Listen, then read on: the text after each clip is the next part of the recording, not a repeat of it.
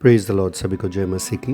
एक झलक with pastor Roger में आपका स्वागत है, जहाँ पर हम सीखने वाले लूका का सुसमाचार उसका 12वां अध्याय, महत्वपूर्ण सबक। यह अध्याय जो है 7 भागों में विभाजित किया गया है। डर के विषय में, पैसों के विषय में, विश्वास के विषय में, विश्वास योग्यता के विषय में, परिवार के विषय में, भविष्य के विषय में और लड़ाई के विषय में। सबसे पहले डर के विषय में हम देखते हैं कि किस चीज़ से सावधान रहना है। यीशु मसीह कहते हैं फरीसी के खमीर से सावधान रहना है। किस से डरना है? हमें परमेश्वर से डरना है, लोगों से नहीं। क्यों नहीं डरना है? हालातों से, परिस्थिति से।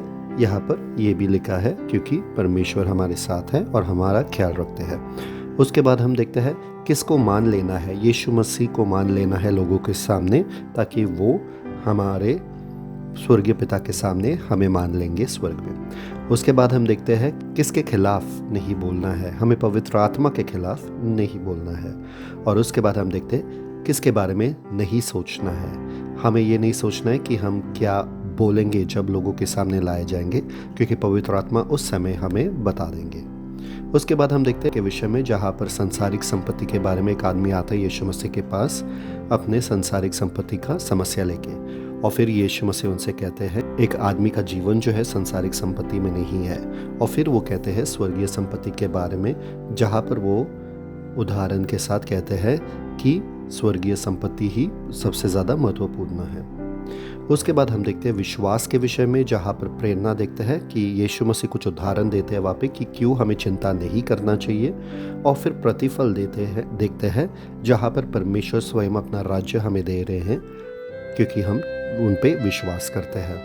उसके बाद हम देखते हैं विश्वास योग्यता के विषय में, जहाँ पर यीशु मसीह वहाँ पर उदाहरण देते हैं जैसे कि एक दास जो है अपने मालिक का इंतज़ार में बैठा रहता है। और उसके बाद हम देखते हैं उद्देश्य, जहाँ पर पतरस पूछते हैं कि ये हमारे लिए है या बाकी के लिए भी। और फिर वापस से यीशु मसीह वहाँ पर एक दृष्टांत के रूप में उनको उद्देश्य देते हैं। उसके बाद हम देखते हैं परिवार के विषय में, जहाँ पर मसीह के सताव के बारे में वहाँ पर लिखा है और मसीहियों के सताव के बारे में लिखा है वहाँ पे कि उनके घर वाले उनके विरुद्ध खड़े होंगे।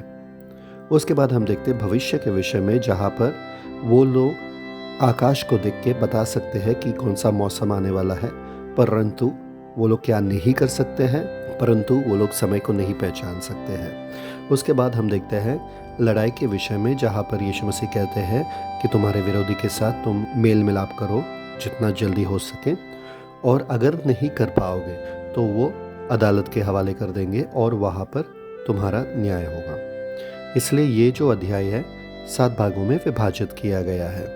डर के विषय में, पैसों के विषय में, विश्वास के विषय में, विश्वास योग्यता के विषय में, परिवार के विषय में, भविष्य के विषय में और लड़ाई के विषय में।